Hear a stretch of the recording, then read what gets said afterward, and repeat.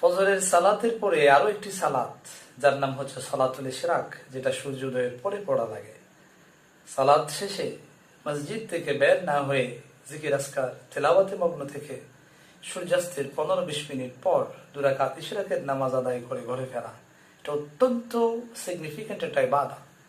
হুজুর আকরাম সাল্লাল্লাহু আলাইহি ওয়া সাল্লাম, রাসূল করিম ইরশাদ ফরমাচ্ছেন, জামে তিরমিজির 586 নম্বর হাদিস, আন আনাস ইবনে মালিক রাদিয়াল্লাহু তাআলা আনহু قال قال رسول الله صلى الله عليه وسلم, সাইয়েদনা আনাস ইবনে মালিক রাদিয়াল্লাহু তাআলা বর্ণনা করছেন, হুজুর আকরাম সাল্লাল্লাহু আলাইহি ওয়াসাল্লাম ইরশাদ ফরমাচ্ছেন, মান সাল্লাল গাদাতা ফি জামাআতিন সুম্মা ক্বাআদা ইয়াযকুরুল্লাহা হাত্তা তাতলুআ আশ-শামস।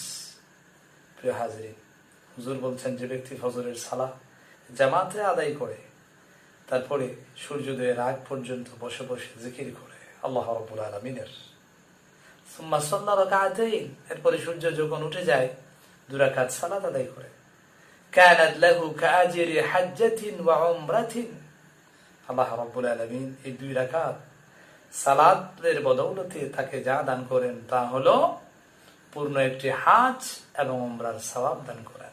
ক্বালা ক্বালা রাসূলুল্লাহ সাল্লাল্লাহু আলাইহি ওয়াসাল্লাম, তাম্মাতিন তাম্মাতিন তাম্মাহ, অর্থাৎ পূর্ণ হজ এবং উমরার সওয়াব দান করেন।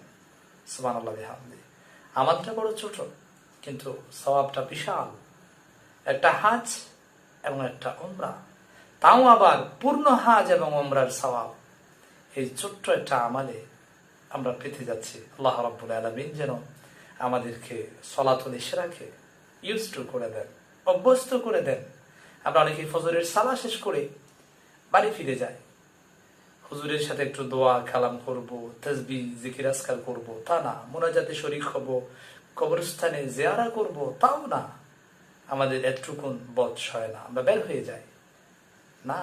হুজুর করিম সাল্লাল্লাহু আলাইহি ওয়া সাল্লাম বলছেন, ফজরের সালাত শেষে মসজিদ থেকে বের না হয়ে জিকিরে থেকে তেলাওয়াতে থেকে সূর্যাস্তের 15-20 মিনিট পরে 2 রাকাত সালাত যদি কেউ আদায় করে, সালাতুল ইশরাক, আল্লাহ রাব্বুল আলামিন তাকে পূর্ণ হজ এবং উমরা সওয়াব দান করেন। আল্লাহু আকবার।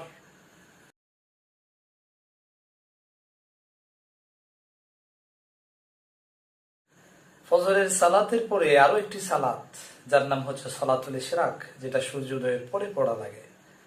সালাত শেষে মসজিদ থেকে বের না হয়ে জিকির আজকার তেলাওয়াতে মগ্ন থেকে সূর্যাস্তের 15-20 মিনিট পর 2 রাকাত ইশরাকের নামাজ আদায় করে ঘরে ফেরা, এটা অত্যন্ত সিগনিফিকেন্ট একটা ইবাদত।